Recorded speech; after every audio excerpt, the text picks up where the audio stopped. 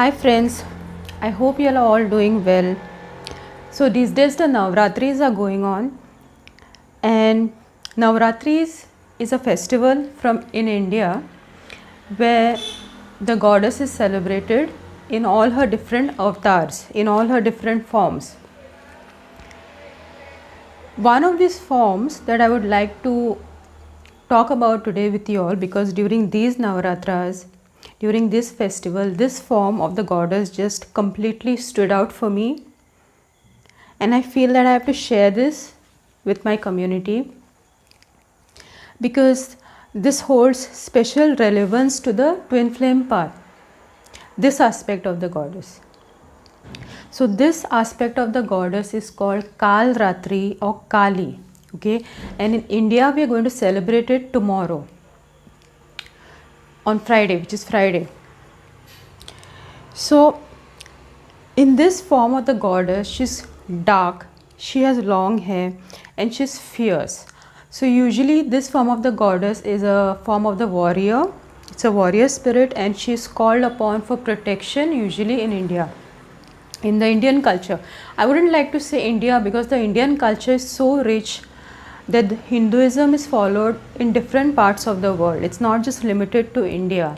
Especially in US, a lot of the yogic traditions, a lot of Hinduism, all the sacred rituals of Hinduism are followed in the US and other places of the world as well. Okay, so I would like to share about this special story about goddess Kali.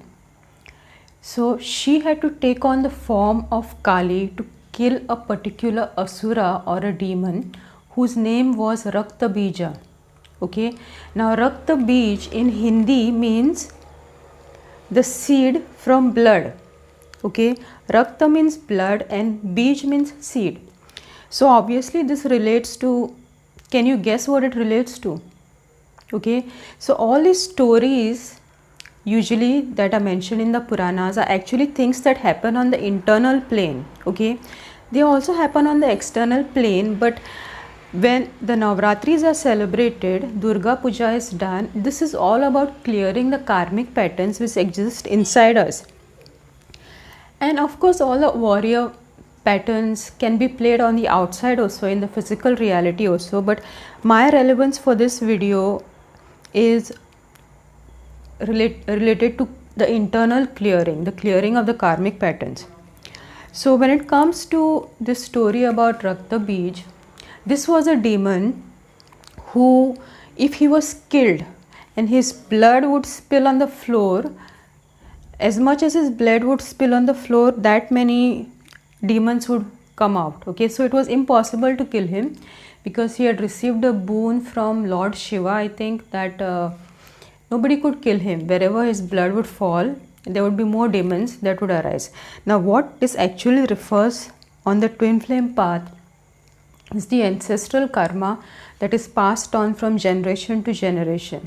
Okay, so if people are having 2 kids and then they are having 2 kids and then they are having their children, so this is how the karmic patterns and traumas are passed down.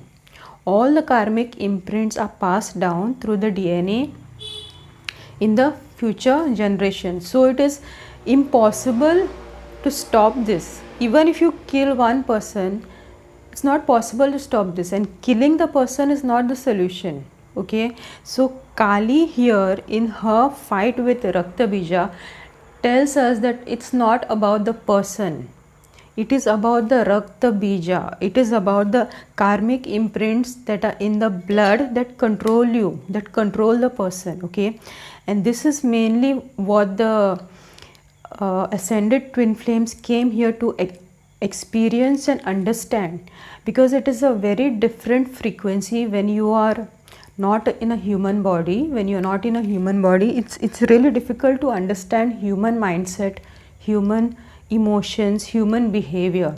So the illumined twin flames had to take on all these patterns within themselves, transmute them. Okay, which is what Kali killing the Rakta Bija means.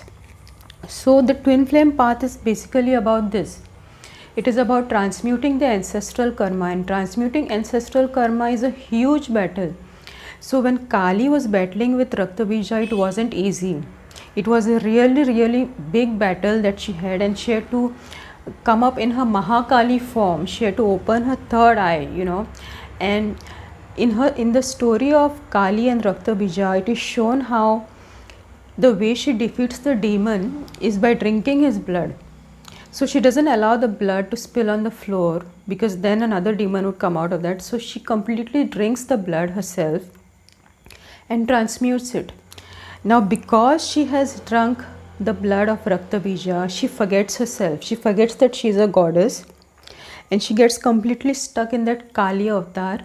And because all the blood of Raktabija contains all the negative imprints, the karmic imprints, because we are talking about the demons that are living on the hell plane. Okay, so imagine she has taken all those karmic imprints. Okay, so she forgets who she is. Okay, and then the world is at danger, because she goes on killing everyone, whoever comes in her path. She goes on killing that person, because she is in a different state of mind. She is in a partly shadow self, partly demonic state of mind. I wouldn't say demonic state of mind, I would say a state of mind which is full of anger and it is out of control. Okay, so now the gods are thinking, how are we going to stop Kali, and how are we going to make her remember her true self?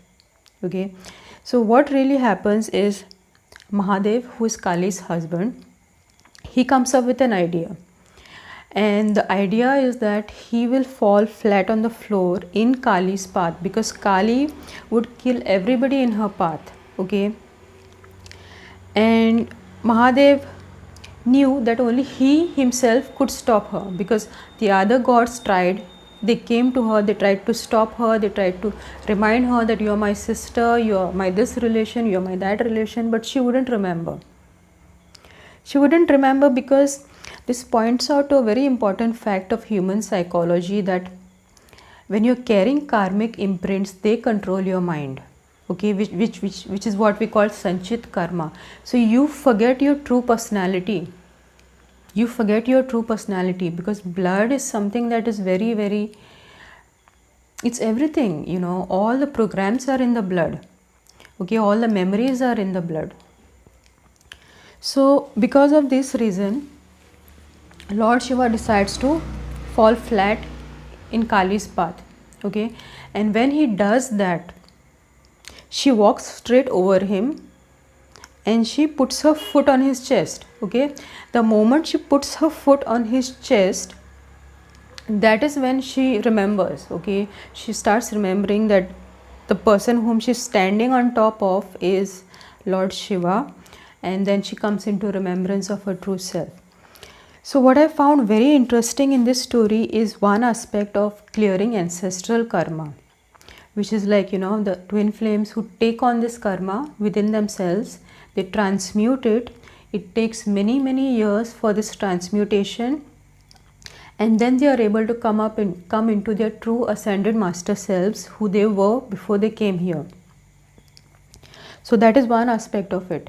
The second aspect of it that really stands out for me is when Kali steps on Lord Shiva's chest. Okay, now this is very interesting, because in astrology, Shiva is seen also as planet Saturn. Okay, and Saturn refers to the root chakra. Now you all know that I talk a lot about the root chakra, because the root chakra is the divine masculine. The root chakra and the solar plexus is how I see the matrix twin flame, because that is what he basically is. These two chakras, these two aspects of yourself is what is the divine masculine. So Kali stepping over Shiva is like rejection of Saturn, rejection of all the limits, rejection of all the structures. This is where we come into the place where root chakra is having blocks, because when Kali takes on that ancestral karma, when Kali drinks the blood of the demon Rakta Bij, her root chakra gets blocked. Okay, and when the root chakra is blocked, you have no control over yourself. Okay, because root chakra is the one that controls your energy. Okay, and when the root chakra is blocked, your energy is completely out of control. Now the root chakra and solar plexus relate to the left left brain hemisphere. When twin flames take on ancestral karma, these two chakras are blocked, so they take on the shadow self. Now Kali also represents the shadow feminine. Okay, she's a goddess, but at the same time she's a shadow feminine. But in order to destroy the demons, she had to take this form. Sometimes it's only negativity that can deal with negativity, you know. She could not kill that demon Rakta Bij in her Durga Swaroop or in her Parvati Swaroop or in any other Swaroop, because this was a particular type of a demon with a particular type of a power, and to defeat him she had to take on the shadow feminine or the Kali Roop. Okay, but we still worship her as a goddess, because even when she was holding her shadow feminine, her third eye opened and she managed to gain self-control. Okay, so that is what a goddess is. She came into her remembrance of her goddess self.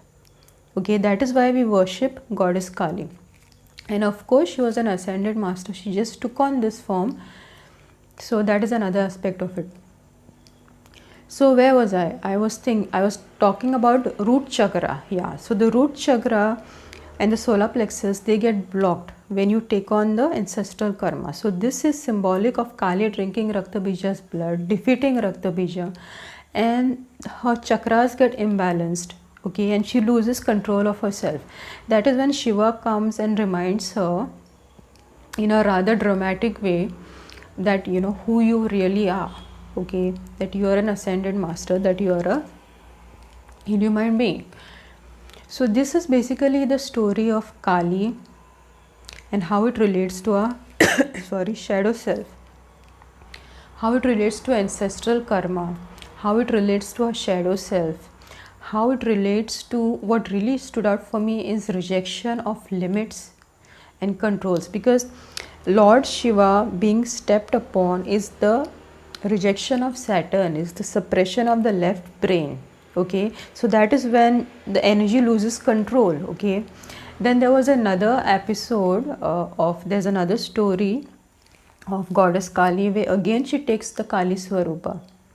Okay, again her energies get out of control, again she takes the form of Kali, and this time because she's out of control, then there are some negative entities, agoris, who take control of her energies and trap her. Okay, now all this happens because of the Kali energies going out of control, which is the separation of the right brain and the left brain. Okay, I can't say exactly what it is, but I can tell you one thing: it is the polarization in the chakras, it is the imbalance in the root chakra. It has got to do with the root chakra, because goddess Kali is a goddess of the root chakra along with Lord Ganesha and Mahakal. So this is my story for today, how I had to describe goddess Kali. I think this is a really beautiful story. I think this relates to the twin flame path. You can check out pictures of goddess Kali, and I will upload one at the end of this video. But this is really a beautiful story when it comes to doing your ancestral karmic healing.